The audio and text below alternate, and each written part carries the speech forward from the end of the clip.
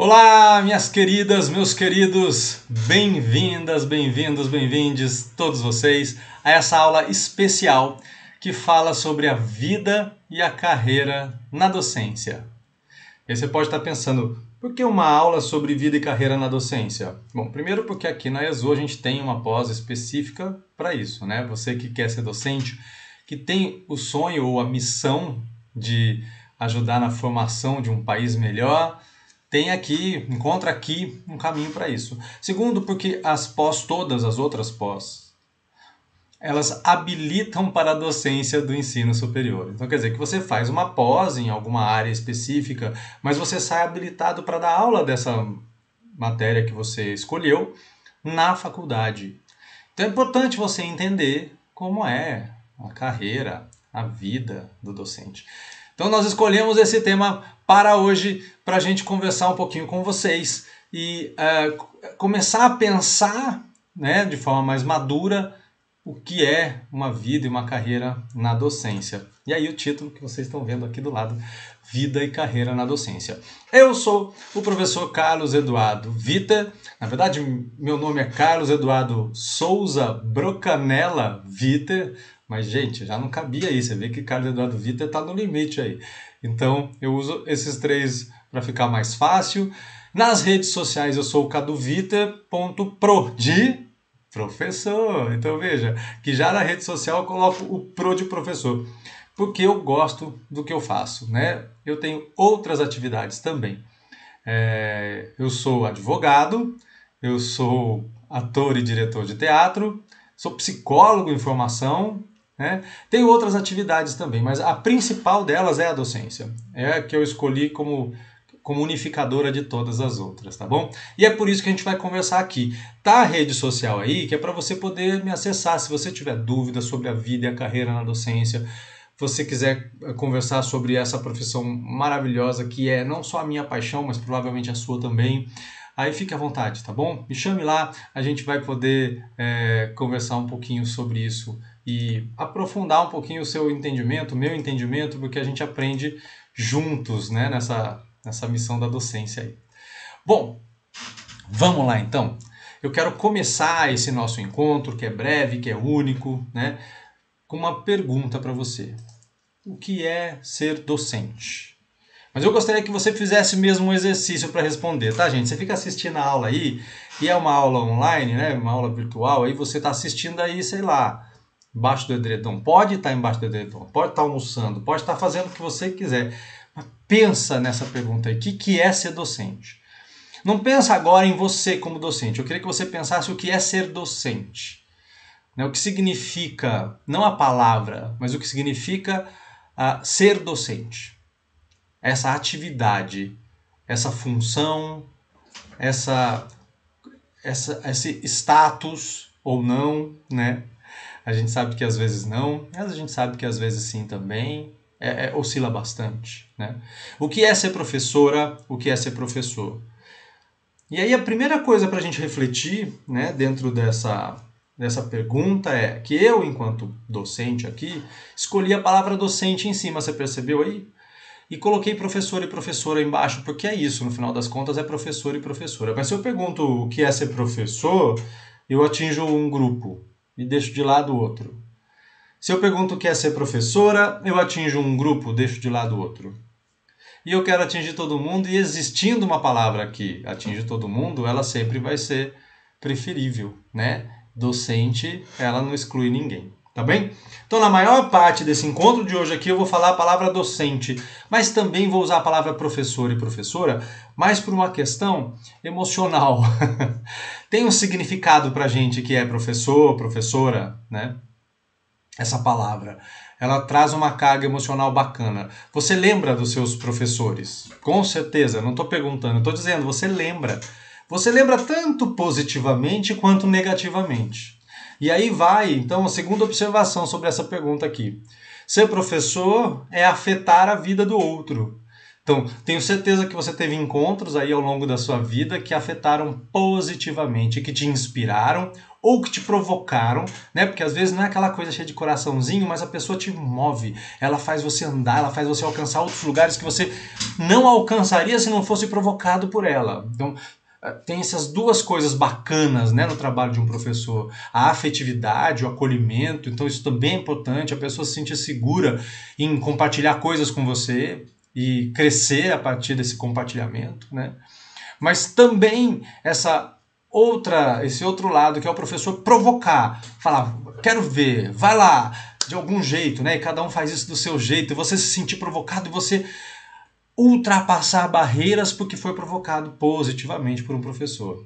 Então, isso é muito importante, mas um professor também pode tocar negativamente a vida de uma pessoa. Um professor pode traumatizar tanto a pessoa que ela não só pega birra da matéria, mas ela acaba pegando birra da profissão que ela está se dedicando a estudar, ou da profissão do professor, né? Ela pode travar no processo dela. É muito importante essa consciência para que a gente consiga responder essa perguntinha que está aí, que não é fácil, que por enquanto não é exatamente para a gente ter uma resposta só, tá bom? Mas é para a gente pensar sobre ela. O que é para você, o que significa para você essa ideia de ser professor, de ser professora, como que você tem lidado com os seus professores, suas professoras ao longo do seu caminho, como eles têm lidado com você, e como você, enquanto professor e professora, tem lidado com as pessoas que você ensina. Sim, é importante a gente também ter essa consciência, tá? Ó, você já ensinou, mesmo que você não tenha a profissão, né, na carteira de trabalho lá, professor, mesmo que você não seja docente neste sentido formal, certamente você ensina as pessoas algumas coisas, né? Às vezes alguém que chega novo no trabalho, às vezes alguém em casa mesmo, né? Ou talvez você ensine na própria instituição de ensino que você frequenta. É bacana você lembrar, saber que isso já é uma atividade de professor. Então, como é que você exerce ela? Mas aquela pergunta não era para pensar em você sendo professora, professor. Não para pensar em você como docente, mas pensar o que é ser docente, o que significa e o que representa ser docente. Então eu vou querer pensar um pouquinho com você durante esse encontro sobre isso, tá? O que significa ser docente, qual a importância do docente, por que é bacana ser docente, né? Além de ser uma renda extra, mas eu gostaria de tirar essa impressão de renda extra. Porque a pessoa que vai ser docente para renda extra, ela acaba fazendo cagada na vida dos outros, porque ela está lá só porque é um bico. E ser docente é tão mais importante do que um bico. Tudo bem se ela for uma segunda profissão para você, mas segunda profissão é diferente de bico, entende? Então começamos a pensar juntos aqui o que é ser docente, e aí eu queria que eu vou convidar e a gente vai fazer rapidamente aqui, mas é bem rápido mesmo, tá? Não vou me demorar nisso não. Mais a título de curiosidade, porque eu tenho quase certeza que você não sabe algumas das coisas que eu vou falar agora nos próximos 3 slides que seguem. Eu quero falar um pouquinho de como surgiu essa profissão do professor. Historicamente, né, a docência ela é anterior à instituição de ensino. Tá bom? Vamos dar uma olhadinha nessa parte da história. Pode ser? Vamos junto? Então, ó, antes de ter escola, faculdade, seja lá qual for, um lugar para ensinar, as pessoas já ensinavam. Até porque é uma questão de sobrevivência, né, da raça humana. A gente, para sobreviver, a gente tem que ver o que é melhor, o que é mais importante, o que funciona para a gente e passar adiante. Isso já é ensinar, percebe? Tem sempre, em cada grupo, em cada clã, em cada tribo, em cada, enfim, conjunto de pessoas, existem aquelas que ficam responsáveis por isso, né? Todo mundo pode ensinar, né, no lugar. E talvez em algumas tribos, em alguns grupos desses, todo mundo ensine. Mas sempre tem alguém que fica mais responsável por isso. E essa pessoa já exercia, ao longo da história, essa atividade aí de docente, né? Pegando o que era mais importante para que aquele grupo sobrevivesse e evoluísse e avançasse, né? Então tem que garantir que certas coisas não sejam esquecidas. Olha que coisa mais linda, né? A docência surge para nos lembrar das nossas próprias conquistas enquanto humanidade, enquanto seres humanos. Isso é lindo porque isso nos coloca num patamar mais amplo, né, do que só um indivíduo querendo ensinar aquilo que ele sabe. É maior que isso. Porque quando eu ensino aqui para vocês, isso aqui que está aqui do lado, não fui eu que descobri. Nem sei quem descobriu, muitas pessoas falaram disso, né? E eu sou mais uma delas que está falando, mas o que eu estou fazendo agora aqui é garantir que a gente lembre disso, da importância de ser docente, inclusive, né? Aí a gente vai avançando, né? A sociedade vai evoluindo, esses ensinamentos garantem essa evolução, inclusive, né? E na antiguidade a gente tem os primeiros professores propriamente ditos, não essa palavra, mas a função do professor, que vão partir dos mitos. Então a pessoa vai ensinar a partir dos mitos. Eu coloquei aqui do lado, você pode ver a primeira foto, né, daqui para lá, é o Platão, tá? Então aquela ideia grega dos discípulos e tal. Então ele ensina a partir dos mitos, ele vai contando histórias. Se você já leu alguma coisa dele, você sabe do que eu estou falando. Depois tem o Confúcio, que também fazia dessa forma, e Jesus, que também fazia dessa forma, né? As parábolas e tal. Então é tudo a partir de mitos, quer dizer, já não é mais, né, antiguidade e tal, mas desde a antiguidade a gente está pegando as histórias mitológicas e ensinando para as pessoas sobre a vida de hoje. Por isso que a arte é importante também. A arte ajuda a ensinar dessa forma, tá? Nessa época, toda essa época, e o último quadradinho lá embaixo de Jesus é da Grécia também, que era ensinar por amor, ensinar pelo amor. Então, que era um carinho que era afetivo, mas era também físico, né? Era muito comum, tá, gente? E é importante saber disso agora. Não existia essa coisa da culpa, da punição tão forte divina. Quer dizer, tinham as pragas e coisa e tal, mas isso não ficava restrito ao que os humanos faziam entre si, né? Isso era maior. Isso é uma coisa mais recente, essa culpa que a gente carrega hoje de tudo. Então, você aprendia tudo com essas pessoas, né? Com o seu mestre. Era o mestre e o aprendiz. E eram grupos de aprendizes, né? Então, era um mestre e grupos de aprendizes. Você aprendia filosofia, você aprendia ciências, você aprendia a cozinhar, você aprendia a falar melhor. Depois vai ser mais importante isso, mas aqui também já se ensinava alguma coisa disso. Você aprendia a transar, você aprendia a respeitar as pessoas, você aprendia a amar no sentido amplo de amar ao próximo, mas amar no sentido também carnal e também no sentido de romance.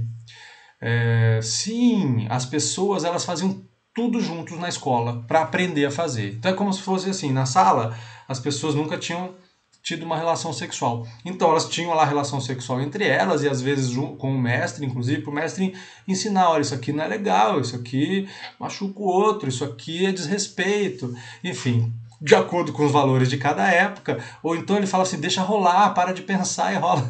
Essas coisas todas eram ensinadas, olha que bacana, né? Diferente demais pra gente, até às vezes um pouco impossível de imaginar. Claro que eu não estou falando de educação infantil aqui, tá, gente? As pessoas já eram maiorzinhas nessa fase aí, mas era um outro mundo, uma outra realidade. O que eu quero que a gente pense a respeito disso é que se aprendia tudo nesse lugar. Tudo, absolutamente tudo. Então é como se a gente concentrasse os ensinamentos daquele grupo, daquela comunidade, nas mãos de alguns mestres, tá? Isso tem um lado positivo, mas isso tem um outro lado que não é tão positivo, porque não existe tanta diversidade. De qualquer forma, garante que eu estou passando o conhecimento adiante, tá bom? Aí a gente vai avançar um pouquinho na história e nessa função de ser professor. Tá gostando, tá entendendo de onde veio, né? Algumas dessas coisas se mantêm, lógico, né? A gente precisa manter essa relação próxima com o aluno. Independentemente do veículo, se é aqui, virtual ou não, eu preciso me aproximar de você e eu quero que você se aproxime de mim de algum jeito, para que a gente estabeleça uma relação e que exista a troca. Então, a base da troca já está na docência desde sempre, tá? Mas aí a gente avança e vem a democracia. A democracia instaura um novo modo de pensar das pessoas.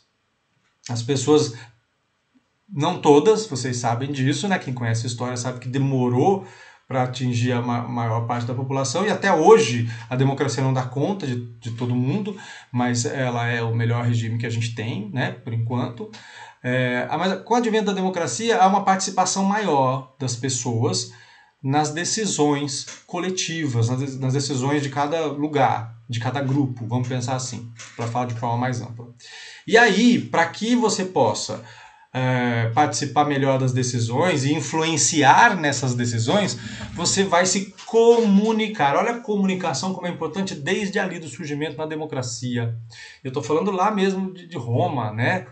A gente está lá depois, assim, final da antiguidade e tal, a gente está numa transição aqui e tal, já era importante falar e influenciar as pessoas. Mas não é o tipo de influenciador que tem lá 10 mil seguidores, 100 mil seguidores, influencia essas pessoas a consumir. Um influenciador que influencia a criar um mundo melhor, né? Era isso que eles eram no final das contas ali. Influenciar para que eles fossem num caminho que ele acreditava que era bom para o coletivo. Não era uma coisa... Porque não existia capitalismo, então ninguém estava querendo vender nada ali, né? Percebe que a democracia é diferente, né, sem o capitalismo. Então, mas para poder influenciar o outro, eu preciso do quê? Eu preciso falar melhor. Falar de um jeito, inclusive, que eu convença o outro de que aquilo que eu estou falando é bom. É bom para mim, é bom para o outro, é bom para todos, é melhor, inclusive, que o que os outros estão oferecendo. E assim vem a importância de você aprender a falar melhor. Nessa época aí, a gente está falando dos sofistas. Os sofistas têm muitas coisas bacanas, tá, gente? Eles recebem várias críticas aí, mas eles têm muitas coisas bacanas. Só que também tem coisas que não são bacanas, como todas. Se a gente pegar a história, sempre vai ter prós e contras todo mundo, né? A gente consegue falar desse jeito de todo mundo. O sofista, ele era alguém que recebia para ensinar especificamente aquilo que a pessoa precisava aprender. Então as pessoas, as famílias que tinham poder aquisitivo, que tinham posses, bens, elas pagavam para esses professores, que são sofistas agora, ensinar alguma coisa. Então eu quero aprender a falar melhor, então vai ensinar a falar melhor. Eu quero aprender a me comportar em festas e eventos, então você vai aprender a fazer isso. Eu quero aprender sobre política, eu quero aprender sobre história, então ele vai ensinar conforme a necessidade de cada um. Percebe que a gente vive hoje um momento bem parecido com isso? Você vai lá contratando cursos de pós-graduação conforme a sua necessidade. Você vai lá para aprender especificamente algumas coisas. É muito parecido com essa época aqui, tá? E aí, mais para frente, então, mas ainda não era professor, né? Quer dizer, já tinha esse status, já era o princípio, mas professor mesmo só na Idade Média.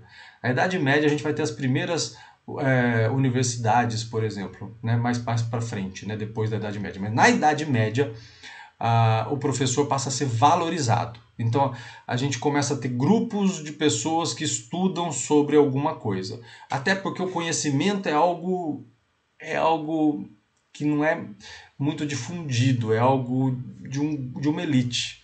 Então, essa elite começa a assumir um compromisso de espalhar esse conhecimento. Isso se dá especialmente a partir da igreja, tá? A Igreja Católica vai ajudar a fundar as primeiras universidades do mundo. Aí do lado você tem duas fotos, a Universidade de Bolonha, na Itália, que é a primeira universidade do mundo, foi na Itália. E embaixo tem a de Oxford, na Inglaterra, né? A segunda universidade do mundo foi lá. Então, a partir então, muito depois da Idade Média, já agora a gente já está ali no século XVIII, que os estados já estão estabelecidos, né? Já teve esse avanço aí da igreja e essa união aí da igreja com alguns estados e a formação de lugares para a gente ensinar. E aí a gente tira das mãos da igreja a exclusividade do ensino. Quer dizer, ela continua sendo muito influente, tá? Mas ela não vai ser exclusivamente a pessoa que sabe sobre isso. Aliás, não sei se vocês já assistiram, mas tem um filme que ele é antigo, mas ele é maravilhoso, chama O Nome da Rosa. Se você não viu O Nome da Rosa, com o Sean Connery, vá assistir. Vá assistir. Termina essa aula aqui, vai assistir O Nome da Rosa, que mostra como é que era essa época aqui da Idade Média que eu estou falando e pré-fundação das universidades e tal, como é que era o saber? A igreja detinha todo o saber. E, às vezes, ela impedia que as outras pessoas acessassem esse saber. Porque você sabe, né, que informação é poder. Inclusive, hoje, dado é poder, porque dado é informação. A informação que a gente tem sobre você é poder na nossa mão. A informação que você tem sobre nós é poder na sua mão. Isso sempre foi assim. Só que agora é uma escala diferente, né, gente? Como é que fala? A gente está digitalizado, tá certo? Então, aí a gente surge a profissão de professor. Então foi aí, agora aqui, com as universidades, que a gente regulamenta a profissão de professor, tá certo? Beleza? E aí ela ganha força, né? E passa mais tarde, só mais tarde é que ela vai ser exigida uma formação específica. Então, o que é importante a gente guardar aqui, que eu queria que a gente guardasse? Que a profissão de professor ela vai surgindo ao longo da história, mas que a atividade docente está presente desde os primórdios, né? E que ela só vai ser regulamentada com o advento das universidades, que a pessoa tem uma habilitação para ser professor e que, mais para frente, ela precisa se especializar para ser professor. Olha o que eu vou dizer aqui. Não é dador de aula. Dar aula, qualquer um dá aula, mas ser professor não é qualquer um. Não é qualquer um que é professor. Ser professor é cuidar do processo de ensino-aprendizagem, não é saber. Quantas pessoas você conhece que sabem um monte de coisa, mas não conseguem ensinar, não sabem ensinar, não são professores? Podem até dar aula, mas professores elas não são. Não merecem carregar o título de professora, de professor, de docente. Por quê? Porque eles não estão preocupados em compartilhar os saberes e estabelecer no outro um processo de ensino e aprendizagem, tá certo? Bom, isso aí eram umas curiosidades para a gente poder começar nosso encontro aqui, você saber de onde veio a profissão docente. Agora, eu vou propor uma experiência para a gente. Mas é muito importante que você faça a experiência, tá bom? Você tá comigo ainda aí? Vem comigo aqui então, olha só, eu vou propor algo para você, para a gente poder entender o que é ser docente. E eu tô pedindo, eu tô quase implorando para que você faça o que eu vou te propor aqui, tá certo? Eu vou propor que você vá até as suas redes sociais. Uma delas, escolhe uma. Pode ser o Instagram, pode ser o LinkedIn, pode ser o Facebook, o que você quiser. Escolhe uma rede social. E escolhe lá uma pessoa com quem você nunca conversou, mas que está lá. Você segue ela e talvez ela te siga também. Mas de alguma forma você se sente próximo dela, dessa pessoa. Você se identifica com ela por algum motivo, não sei. Escolhe alguém, quer que te toque. Pode ser alguém que você está querendo flertar também, pode ser. Aproveita a provocação do Cadu aqui para fazer o flerte. Mas a ideia não é essa. A ideia é que você escolha alguém com quem você ainda não conversou, mas que você tem desejo de conversar. Você gostaria de estabelecer uma troca. E aí você vai ali mandar uma mensagem para essa pessoa, se apresentando, né, dizendo quem você é, que você segue ela e puxando algum assunto que você acha que são em comum. Terminando com uma pergunta, entendeu? Você entendeu a minha proposta? Minha proposta é que você vai agora na sua rede social, vai escolher alguém com quem você não tenha conversado ainda. Não vale pegar quem você já conversou. E aí você vai falar um pouquinho, né, de você, falar, eu sou tal coisa, é rapidinho, são 2 linhas, 3 de você. E vai falar de um tema que você sabe que é em comum de vocês e vai botar uma pergunta. Só isso, tá bom? Eu vou esperar aqui. Você pausa aqui, faz isso e volta. É importante você fazer isso antes de continuar, tá bom? Vai. É pra ir. Pausa agora, tá? Eu vou esperar aqui. Foi? Não foi? Se você não foi, vai, tá bom? É importante você fazer isso pra gente poder pensar sobre o que você fez. Então, eu vou considerar que você fez, tá bom? Se não fez, é a última chance de pausar agora e fazer. Bom, imaginando que você fez a experiência, eu gostaria que você pensasse sobre como foi para você. Como é que foi essa experiência? Eu queria que você se percebesse a partir dessa experiência. O foco agora é em você, tá bom? Se perceba. Foi fácil fazer? Você teve algum receio? Foi difícil? Teve vergonha? Receio? Teve medo? Teve o quê? Você não conseguiu fazer? Você chamou de preguiça, mas foi medo? Será? Você chamou de preguiça, mas foi vergonha? Pensa sobre isso um pouquinho agora. Ou não, foi tranquilo. Eu falei, você já tinha até alguém em mente mesmo, correu lá, mandou, você sentiu seguro, se sentiu confortável, falou, não, isso é tranquilo pra mim, né? Tinha gente que eu nunca tinha falado. Ou, foi até difícil achar, porque eu falo com todo mundo. Tem gente que é assim. Como é que foi pra você? Agora, foca no seu corpo. Como é que foram as reações físicas? Te deu, a respiração ficou acelerada, te deu um medinho, um gelinho aqui ou ali, esquentou, esfriou, a mão suou, sei lá, o que aconteceu?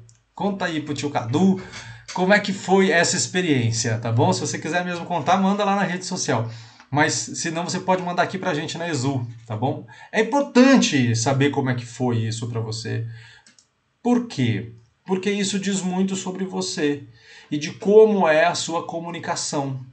E um docente tem como sua principal habilidade se comunicar. Então, olha o que eu estou falando aqui.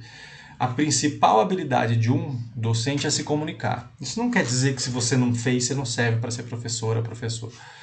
Isso não quer dizer que se você fez mal feito, enfim, isso não quer dizer, não é a experiência que determina o docente que você vai ser. A experiência que eu propus agora e como você lidou com ela ajuda você a se conhecer enquanto comunicador.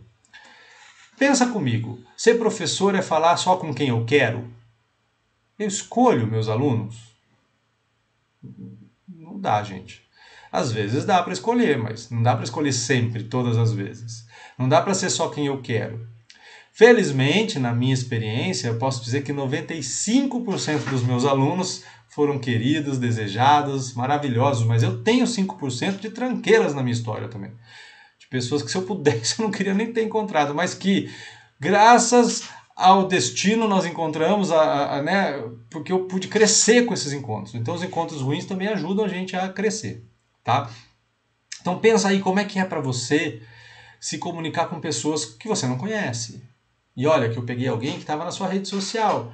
Teoricamente, se vocês se seguem mutuamente, vocês já até se conhecem um pouquinho. Não era tão difícil assim, tá? Mas não era só esse o motivo, né, da experiência. Então o primeiro é esse, reflete um pouquinho como é que foi para você, como é que você está se vendo agora como comunicadora, como comunicador, como é que isso se dá na sua vida, né? E se existe um desejo, talvez, de compartilhar alguma coisa com as pessoas. Porque se trata disso também, né, de compartilhar com as pessoas. Você fez uma pergunta lá e você vai, provavelmente, você vai receber uma resposta. Provavelmente. E vocês talvez conversem. Talvez não. Mas aí é uma escolha de vocês. Mas a comunicação vai acontecer a partir de uma simples pergunta que você tenha feito.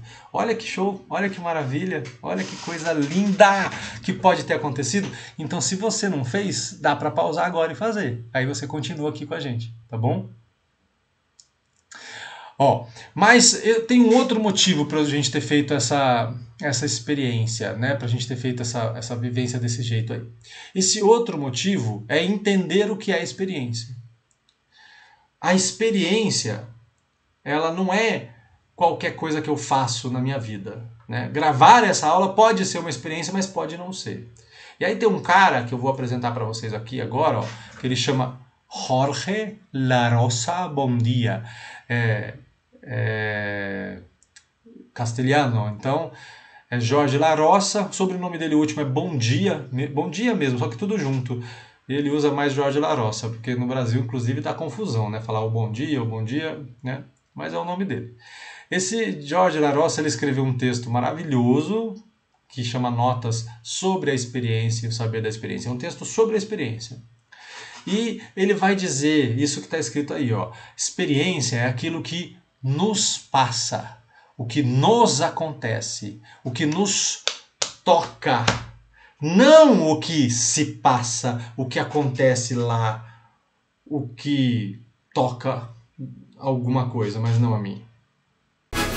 Olá pessoal, tudo bem? Sou o professor Júlio César Sanches, advogado, professor, coordenador, escritor e com muito carinho estou aqui para convidar você. Professor Júlio, eu quero fazer a melhor pós-graduação online, EAD, prática, focada na prática. Eu quero aprender a advogar, eu quero aprender a fazer passo a passo. Existe essa oportunidade? Existe sim. Vem aprender a advogar em um ramo novo. Você que já atua em um ramo, você quer criar um braço no seu escritório, venha conhecer as nossas pós-graduações. A metodologia é a única pós no Brasil que você tem plantão de dúvida, material de apoio, modelo de peça. Não é aquela pós online fria, não, pelo contrário, uma pós diferente que vai fazer a diferença na sua vida. Você quer ter sucesso profissional, você quer ajudar de verdade o seu cliente? Venha conhecer as nossas pós-graduação. ISO significa Escola Superior Universitária. Essa é a nossa faculdade que vai ajudar você. Um abraço.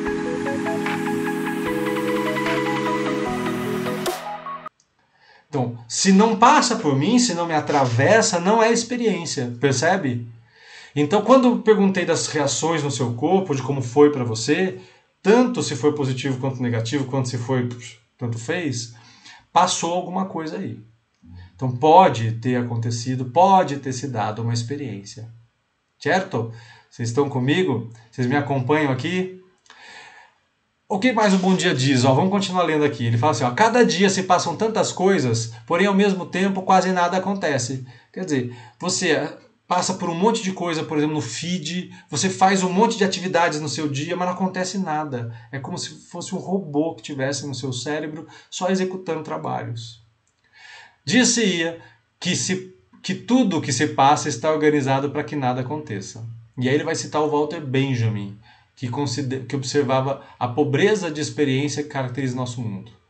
Ele diz, nunca se passaram tantas coisas, mas a experiência é cada vez mais rara. A gente vive num momento que é tão fácil que aconteçam coisas, né? Acontece coisa o tempo todo e a gente fica sabendo, especialmente com a notificação das redes sociais, né? Elas informam a gente.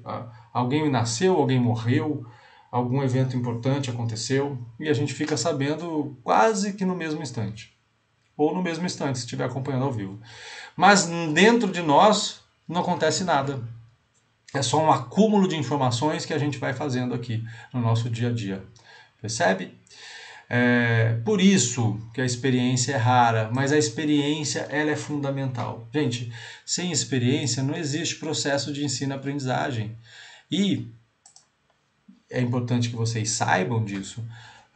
Não existe docência sem processo de ensino-aprendizagem. E o processo de ensino-aprendizagem, ele exige a troca, o convívio. A gente tem se fechado no conforto, entre aspas, muitas aspas, né? No conforto das nossas redes sociais, das nossas câmeras, das nossas casas, enfim. Mas aí a gente se impede de aprender. O outro é fundamental para que a gente aprenda, né? Mas o ser humano é feito para o convívio. O ser humano é feito para a relação. Você vai ver que daqui a pouco essa pessoa para quem você mandou mensagem vai responder. Se ela for muito famosa, talvez seja alguém da equipe dela que responda. Mas se não, se ela é média de famosa, ela mesma vai responder e vocês talvez troquem alguma coisa, conversem. E isso é fundamental para o nosso crescimento, porque é no outro que a gente se vê. Quando eu digo alguma coisa para o outro e a partir da reação dele eu entendo que eu sou chato, que eu sou legal, que eu sou desejado, que eu sou indesejável, que eu sou inteligente ou que eu preciso estudar muito determinado assunto para falar porque eu achei que sabia, mas na troca com o outro percebi que não sabia nada. Ou eu percebo que eu sei muito de uma coisa que eu achava que era banal, simples, né? É que há muitos anos, isso não é reflexo da pandemia, tá bom, gente? Antes da pandemia já estava assim, é só você parar e pensar. Mas há muitos anos a gente vai se fechando, se fechando, se fechando. O nosso mundo fica cada vez menor fisicamente, no contato, no físico, na troca. Quer dizer, o que vai passar por a gente é pouco. Mas ele fica maior nas redes sociais. Quer dizer, nas redes sociais não, na internet, né? No mundo digital. Então é um mundo imenso digitalmente, mas que não me atravessa, porque ele é acúmulo de coisas, ele é acelerado demais para que alguma coisa me atravesse, e ele é minúsculo aqui na minha vida real. A maioria das pessoas, por conta disso, ela só olha e fala de si mesma. Ela só olha para si, ela só fala de si, mesmo quando está conversando com alguém. Outro dia, estava no metrô aqui em São Paulo, e aí entraram 2 garotos, eu estava sentado, e eles ficaram aqui em pé do meu lado aqui. Eu não vi muito bem, mas sei que eram 2 garotos. E aí um começou a falar assim, final de semana eu fui lá no Beto Carreiro, ele falou. Aí o outro respondeu assim, nunca fui no Beto Carreiro, mas já fui no Hopi Hari. Aí o primeiro continuou. Falou, no Beto Carreiro é legal, porque logo que você chega tem tal coisa, tal coisa, tal coisa. O outro falou assim, no Hopi Hari não. A gente, depois de uma fila enorme, a gente entra e já dá de cara com não sei o quê. Aí o primeiro continuava falando dele no Hopi Hari, o segundo continuava falando dele, aliás, o primeiro no Beto Carreiro, o segundo no Hopi Hari, cada um falando só de si. Isso não é conversa. Isso não é conversa. Quantas vezes não é assim na sua casa? Você fala, oi, bom dia, eu fiz tal coisa. O outro responde, estou precisando comprar não sei o quê. Você fala, ei, alguma coisa está estranha aqui. Né? Acontece, gente, que isso é consequência do momento que a gente vive de se fechar no mundo, né? E de achar que só existe a gente, que só a gente é importante. Mas o ser humano, ele nasceu para o convívio. É só plantar uma sementinha. Você que mandou a mensagem, plantou a sementinha, você vai receber uma resposta. Aí talvez você responda, talvez não, mas se você responder, talvez continue uma conversa. Talvez não também. Mas não é porque não aconteceu uma vez que não vai acontecer nunca. O que eu quero dizer é que a gente está disposto a conversar, a trocar, a dialogar, a compartilhar. A gente só não está disponível. Porque a gente está ocupado. Então a gente não está disponível porque a gente está ocupado demais, tentando saber tudo que o mundo está oferecendo para a gente hoje em dia. E ser docente é compreender isso. Ser docente é entender que a gente precisa resgatar as relações humanas. Por isso é que é fundamental a docência. Gente, lembra aquela perguntinha lá do início da aula? O que é ser docente? Quem está interessado em construir um mundo melhor? Os empresários? Os trabalhadores? Não, gente. Sabe por quê? O empresário está preocupado em acumular mais dinheiro, em ganhar mais e mais. Como é que ele pode explorar mais as pessoas? O trabalhador está preocupado em ganhar dinheiro para pagar suas contas. Então ele está preocupado em também... Ele não acumula, né? Porque ele recebe e passa, recebe e passa, recebe e passa. Mas ele está preocupado com isso, em dar conta da sua balança financeira. Pagar a dívida. Então ele rala para isso. Claro que eles querem um mundo melhor. Não estou dizendo que eles não querem, não. Mas eles não vão atuar para isso. É o docente que vai ter a generosidade, mas também a missão de proporcionar um mundo melhor. A partir da crítica, da reflexão, do diálogo, né? A partir de juntar fatos para poder provocar isso na mente das pessoas. Entendeu? Então, por isso ser docente é tão fundamental. Claro que a gente quer ganhar. Deixa eu parar com uma outra bobagem aí, que às vezes a gente tem uma impressão errada, hein? Claro que a gente quer ser rico. A gente quer ter muito dinheiro. A gente quer acumular dinheiro. Sim, a gente quer ser rico. Mas a gente quer que todo mundo seja. A diferença é essa. A gente quer que todo mundo também seja. Que todo mundo tenha acesso a tudo. Possa tudo. Por quê? Porque assim, quanto mais pessoas estiverem bem, né? Se a gente não tiver que lidar com a fome, com a miséria, com violações a direitos humanos e tal, a gente vai crescer. A gente vai crescer emocionalmente, intelectualmente, até fisicamente. A gente vai ter tempo de fazer outras coisas, né? Porque a gente não está lutando só para sobreviver. Vocês percebem? E é o docente que vai poder fazer isso. É o docente que vai demonstrar isso, pelo menos, para a sociedade. Então, a minha pergunta lá inicial, eu faço de novo agora para você. O que é ser docente? O que é ser professora, ser professor? A sua resposta se manteve? Você consegue agregar alguma coisa a ela agora? Como que tá isso aí? Fala aí para mim. Manda aí em algum lugar pra gente aqui no Exu, tá bom? Pensa nisso, tá? Nessa questão aí de ser docente. E agora eu vou falar um pouquinho de você enquanto docente. Tá? Dentro dessa carreira da docência, dessa vida, o mais importante é que para a gente poder construir um lugar sólido, a gente tem esse compromisso, né? Muita gente, como eu falei, pode dar aula, mas ser docente, ser professor ou professora, poucos. Não são todos, tá bem? E aí depende do quê? Depende de como a gente vai lidando com a nossa própria vida, tá? É disso que a gente vai falar a partir de agora.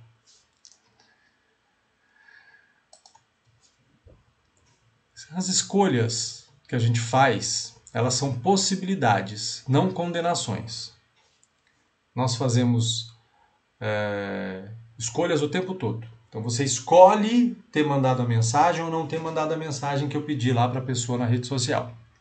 Você escolhe assistir essa aula até o fim ou não assistir. E as suas escolhas, claro, elas têm consequências, elas têm ressonâncias, alguma coisa decorre das suas escolhas. Mas as suas escolhas, elas não são condenações.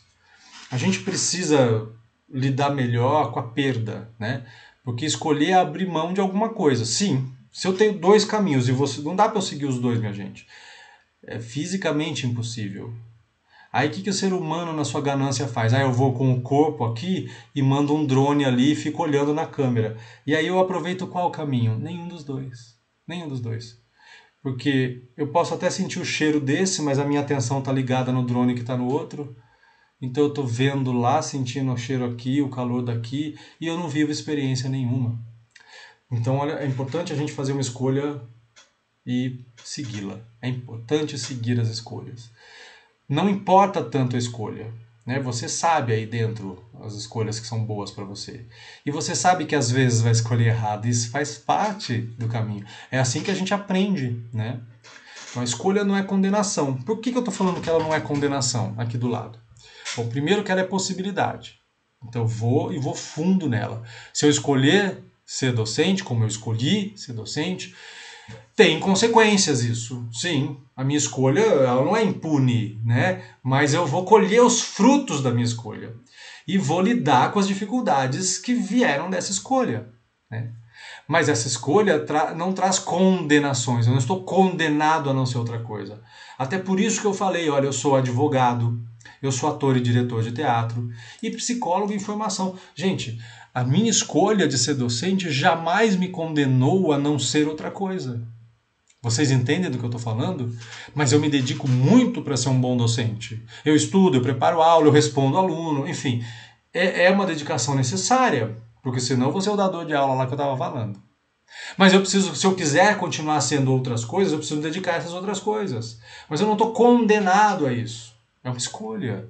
Me faz feliz, me faz bem, me dá tesão, maravilha. Então eu quero. Porque a gente quer ser feliz na vida, não é isso que a gente quer? Não é isso que a gente busca? Então a escolha é uma forma que a gente encontrou, né, de traçar caminhos, de trilhar caminhos para a nossa felicidade. Por isso que as escolhas são importantes. Por isso que as escolhas são possibilidades. Por isso que as escolhas não são condenações. A gente tem que abrir mão daquilo que a gente não escolheu. Deixar ir, para não carregar o peso de não ter ido. É isso, tá bom?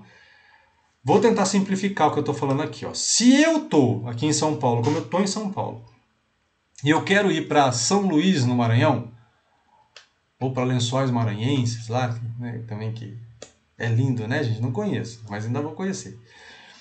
Eu vou tomar medidas diferentes da que eu tomaria se eu quiser ir para Gramado, no Rio Grande do Sul. Lá no Fiozinho, tomar vinho, chocolate quente, fundir. Também delícia, né, gente? Fê, as duas opções que eu dei aqui para mim mesmo são ótimas e eu quero as duas. Aliás, não fui para nenhum desses dois lugares e estou planejando ir para os dois. Mas não dá para ir para os dois ao mesmo tempo. Eu preciso ir para um e depois ir para outro. Até para que eu possa ter uma experiência plena num e depois no outro. Para que eu possa agregar isso à minha história, à minha trajetória. Porque se eu for para São Luís e mandar o drone para Gramado para ver como é que é, como é que vai ser minha vida? Ou se eu for para São Luís e ficar lá em São Luís arrependido de não ter ido para Gramado? Você entende o que eu estou falando? E é isso que a gente faz na vida às vezes. Às vezes a gente faz uma escolha, tendo outras possibilidades, e fica falando, mais a outra, mais a outra, mais a outra. Gente, mais a outra já foi, desapega, deixa aí, vive essa. Pode ser que depois você ainda trilhe o outro caminho. Gente, nada é uma condenação, tá bom? Não é. A gente tá em curso, a gente está em processo, né? Como já dizia o poeta, o caminho se faz caminhando. Então, é enquanto eu produzo que eu estou alcançando o meu resultado. Não é parado pensando no que eu não fiz. Mas, de toda forma, essa questão que eu estou trazendo aqui, de escolher o caminho e ir, então eu escolho ser docente e vou embora, isso não me impede de ser outras coisas, mas eu vou embora firme na docência, Além dessa questão, eu tenho outra questão, que é saber onde eu estou agora. Então eu quero ser docente, Cadu. Eu quero ser professora, eu quero ser professor. O que eu preciso fazer? Tá, você tem que entender onde você está agora. Você já dá aula de algum jeito? Você dá aula particular, você dá aula no trabalho, você faz treinamentos. Isso também é aula. Você dá aula oficialmente mesmo em alguma instituição de ensino.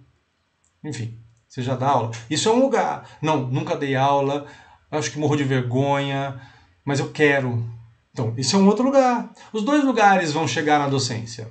Todos os lugares vão chegar na docência. Mas são lugares de partida distintos, percebe? Se eu partir de um lugar, eu tenho que trilhar um caminho. Se eu partir de outro lugar, eu tenho que trilhar outro caminho. E o meu caminho vai estar determinado do ponto de partida. Ó, se eu estou em São Paulo e quero ir para São Luís e compro uma passagem que vai de Gramado para São Luís, eu não vou nessa viagem, vocês entendem? Então, se eu não sei onde eu estou, eu não consigo ir para lugar nenhum. Tão importante quanto compreender onde você quer chegar é saber onde você está. Onde você está também não é uma condenação, não é para ter dó de você, não é para ter pena. Gente, estou falando disso, não, você pode estar cagado, você pode estar lascada da vida, que não tem importância. Se você souber que você está lascada, você se deslasca. Se você se iludir, não estou, eu penso positivo, você está lá se lascando, eu não penso positivo, não estou me lascando. Você continua se lascando, você percebe? Então você tem que ter consciência de onde você está. Então, na docência, qual lugar que você está? E aí a gente consegue trilhar um caminho para você, que você vai ser o docente. Aí, onde você quer chegar? Eu quero ser professor de ensino de curso técnico. Eu quero ser professor de faculdade. Eu quero ser professor online mesmo. Quero ter um canal ali no YouTube ou um perfil no Facebook, no Instagram, que eu vou dar aula ali.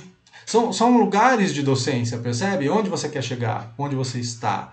Isso é fundamental para que a gente possa estabelecer um caminho, trilhar um caminho na docência. E aí tem algumas questões, algumas reflexões que a gente precisa fazer. Por exemplo, para poder se perceber. Porque, olha só, e aí é mais um elemento, tá? Então, para onde eu quero ir e os outros caminhos eu deixo para trilhar depois, ou para não trilhar nunca mais, mas eu não penso neles agora, porque agora eu vou curtir esse caminho que eu estou trilhando agora. Delícia! É uma questão. Outra questão, onde eu estou, que é para poder esse ponto de partida ser definido e eu trilhar o caminho realmente. Agora, como eu lido com as minhas decisões, como eu me comunico em relação a elas. O modo como eu me comunico mostra para mim como eu lido com as minhas decisões. Então, como é que você se comunica em casa, nas pessoas que moram com você, com as pessoas que moram com você, e no trabalho, e na faculdade ou na instituição de ensino que você está, e com os amigos, né? Tipo, lazer, romance, né? Aquela pessoa amadinha, como é que você se comunica? Nos lugares inominados, aqueles que a gente não vai dizer, mas que frequenta, como é que a gente se comunica ali? Quando eu falo comunicação, não é só verbal, né? Não é só falando que a gente se comunica, vocês sabem disso. Mas como que é a sua comunicação? Por que eu estou pedindo para você olhar para todos esses lugares? Que é para você poder se ver.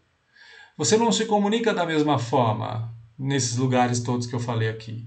Mas você é tudo isso junto, você não é um deles. Então, olha só, minha gente, queridezas, você é mais do que você pensa. Às vezes você se olha no trabalho e fala, eu sou tão fechado no trabalho, sim. Mas você é assim em casa? Você é assim com os amigos?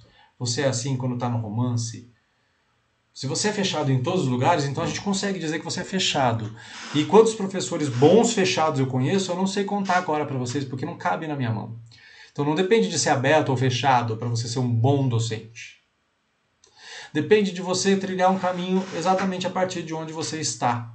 E essa reflexão que está aqui do lado vai te ajudar a entender onde você está. Percebendo as diferenças da comunicação em cada um desses lugares, casa, trabalho, estudos, amigos, romance e lugarzinhos que só você sabe que vai, ainda que você vá sozinho. E pode ser o que, gente, esse lugar? Pode ser uma pedra que você vai para olhar a serra e aí fica ali só respirando, entendeu? Esse é o lugar que você não conta para ninguém, mas que você vai. Você fala, preciso dar uma volta, você vai sozinho lá, e fica ali pensando um pouquinho. Isso aí também você se comunica naquele lugar consigo mesmo, consigo mesma. Né? Então, é importante você entender quem é você de uma forma mais ampla para que você possa traçar para si mesma, para si mesmo, caminhos melhores. Os caminhos vão vir a partir das escolhas que você fizer. Mas as escolhas que você fizer conscientes são melhores, porque aí você sabe quem você é. E aí uma última dica aqui para você trilhar um caminho na docência. A gente é bombardeado o tempo inteiro com modelos que não são modelos para que a gente seja feliz. São modelos para que a gente consuma. Então, aqueles influenciadores, ou os programas de TV, ou os filmes, quando tem no meio de uma cena de herói uma latinha de Coca-Cola, ele está fazendo você simplesmente tomar refrigerante. Mas você não vai ser mais feliz porque tomou refrigerante, ou você não vai ser mais heróico porque tomou refrigerante. Você entende o que eu estou querendo dizer aqui? Os modelos que nos são oferecidos todos os dias são modelos de consumo, não são modelos de felicidade. Gente, e é só olhar para o que você tem diante de você o tempo inteiro aí. As pessoas não estão preocupadas com você, na verdade. Elas estão preocupadas em vender. Elas querem vender a sua felicidade para você. Elas querem vender uma coisa que é sua. E elas vendem e você compra. Elas querem vender a sua independência, elas querem vender poder, elas querem vender até empoderamento. Mas são coisas que não se compram, né? Se constroem. Então percebe que às vezes a gente quer se encaixar num quadradinho para a gente poder parecer melhor ou diferente daquilo que a gente imagina que é ruim, que é fraco. Mas esses modelos que a gente está se encaixando não são modelos de felicidade. A pergunta que você tem que fazer é: isso me faz feliz? E não é a compensação, hein? Eu vou comer um doce porque eu estou muito tenso. Eu sei que quando eu faço isso, Quando eu faço isso é compensação. Eu não estou mais feliz porque comi o doce. Depois vou ter que lidar, né, com o fato de eu ter comido o doce. E tudo bem, porque para mim tudo bem. Eu não vou ligar para isso. Mas estou dizendo, isso é compensação. Isso não me deixa feliz. Isso me alivia o estresse. É diferente, hein? Aliviar o estresse não é ser feliz. Minha gente, se vocês estão achando que aliviar o estresse é ser feliz, mano, a hora que você for feliz, você vai explodir, né? O que é ser feliz? Então, pensa aí o que te deixa feliz para você descobrir o que é ser feliz. Mas eu tenho uma dica que ajuda a gente a entender se a gente está caminhando para a felicidade ou se a gente está só consumindo modelos. Lembrar de onde a gente veio e quem a gente é ajuda a gente a entender quem a gente é e o que nos faz feliz. Então, eu sou um garoto. Sou um garoto não, né, gente? Eu já sou um senhor, mas eu fui um garoto pobre de uma cidade do interior de São Paulo. E fala mesmo lá, onde eu nasci. E a minha família era pobre, humilde, né? Então, muitas vezes, certas coisas que eu quero ter é para compensar a minha pobreza na infância, mas não me deixam felizes às vezes. Eu lembro uma coisa, vou compartilhar com vocês uma coisa que eu acabei de lembrar aqui. Olha só, hein? Coisa pessoal, vou dizer para vocês. A minha avó, minha avó era enfermeira, né? E isso era raro, mulher já não, né, só podia trabalhar de professora naquela época, mas minha avó era muito ousada. E ela era enfermeira e meu avô trabalhava numa fábrica. Então os dois tinham renda. A nossa família era pobre, em geral, mas o fato dos dois terem renda é como se eles fossem ricos. Eles não eram, tá, gente? Eles tinham uma casinha deles, eles conseguiram comprar uma casinha para eles, e eles tinham um Fusca. Ah, que delícia o Fusca, né? Eu sou uma criança lá do final de 70, começo de 80, né? Então, a gente ia... O que a gente fazia de vez em quando? Minha avó, meu avô, botava... Éramos quatro primos que viviam sempre juntos, né? Eu, minha irmã e 2 primas. E aí eles botavam a gente no Fusca, alguém sempre ia no porta-malinha, sabe aquele separadinho? 3 no banco, no porta-malinha, já revezando, porque todo mundo queria ir lá, né? Quem sobreviveu a isso, né? A gente na estrada. A gente ia pra praia. Não, eu não morava na praia, falei que era do interior. A gente fazia um bate-volta com uma farofinha. Gente, não há coisa melhor. Era felicidade pura. Felicidade pura. Minha avó levava uns isoporzinhos de coisa, uma comidinha que ela fazia, um sanduichinho, sabe assim? A gente chegava lá na praia, a gente montava lá como é que chama? O guarda-sol, uma cadeirinha para ela e pro meu avô, e a gente ficava nas toalhas no chão mesmo ou na areia, porque a gente criança e tava nem aí, né? Comia a hora que dava fome, bebia a hora que dava sede, se divertia o dia inteiro, os dois felizes ali também juntos. A gente voltava para casa no final da tarde, que era para não ficar muito tarde para voltar para casa. Chegava em casa, todo mundo tomava um banho, tava cansadão, né? Às vezes assistia alguma coisa na TV, ou jantava, sei lá, e dormia. Era um dia feliz, mas veja que hoje, adulto, eu poderia morrer de vergonha. Ó o que eu tô querendo dizer aqui. Eu tô dizendo assim, ó, se eu lembrar de onde eu vim, quem eu sou, esse garoto pobre do interior, putz, que delícia que é fazer uma farofa no bate-volta pra praia. Isso já renova o resto da semana. Então eu posso fazer isso de vez em quando sem culpa nenhuma. Mas percebe que os modelos que são vendidos, se você olha pro Instagram, só tem praias bacanas, a pessoa consumindo um drink descolado que um garçom vem levar pra ela. Esse modelo vai me fazer feliz? Não.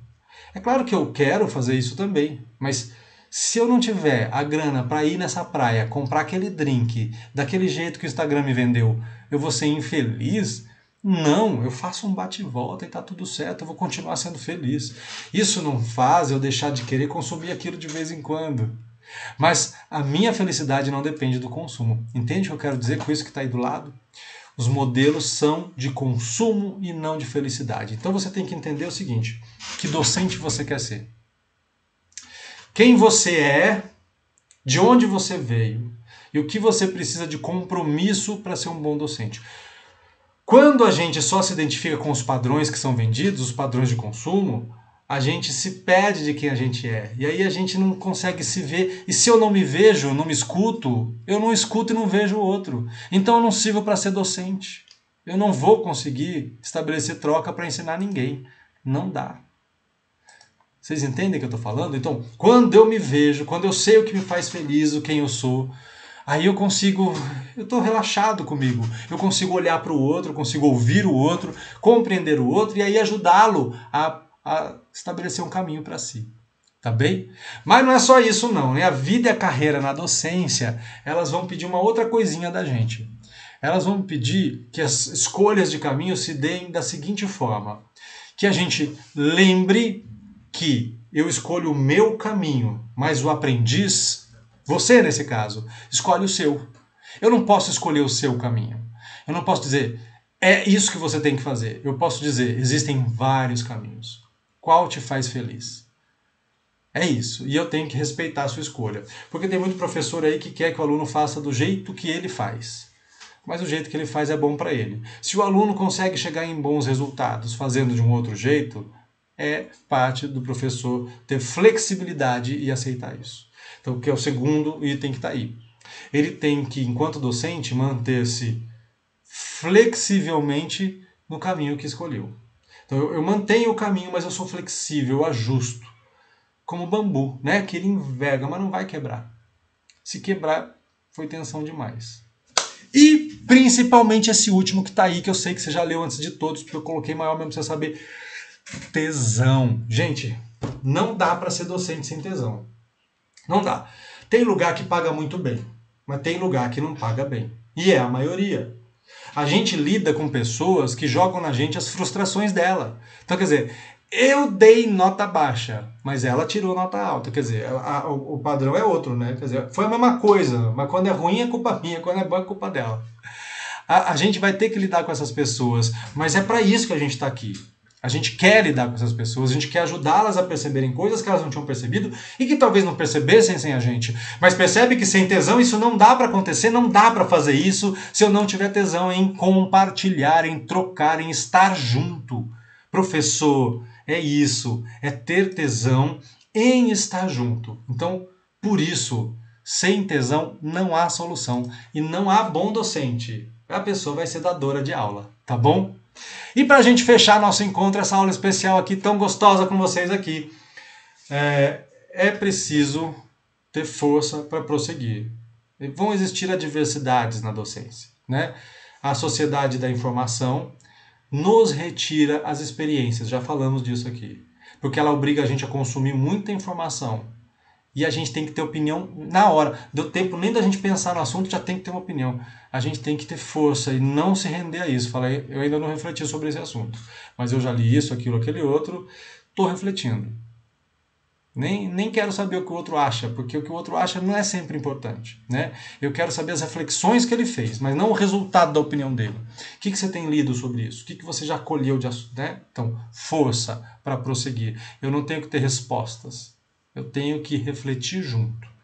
O educador precisa ter disposição para ver a mesma coisa sob diversos ângulos e não se acomodar com o que não é saudável. Então eu preciso compreender que não é só o meu ângulo que funciona e que também não existe só um ângulo do aluno, são muitos ângulos e eu preciso eu preciso ter disposição para compreender esses ângulos, entender que alguns ângulos são inadmissíveis, alguns são, né? Quando significa crime, por exemplo, é inadmissível, né? E eu tenho que entender que tem coisas que não são saudáveis. E aí eu não vou permitir que as coisas saudáveis me afetem e que elas se instalem também no processo que eu instaurar junto com as pessoas. Minha gente querida, ser docente é maravilhoso. Ser docente é a possibilidade de ajudar o país a crescer, a ser melhor. Devolver esperança para as pessoas, mas não de um modo burro, tolo, vazio. De um modo no diálogo, no compartilhamento, nas trocas, né? Então, é isso. O que é ser docente para você agora, depois desse nosso encontro? Conta pra gente. Um grande abraço e até os próximos encontros. A gente se vê aqui na Exul.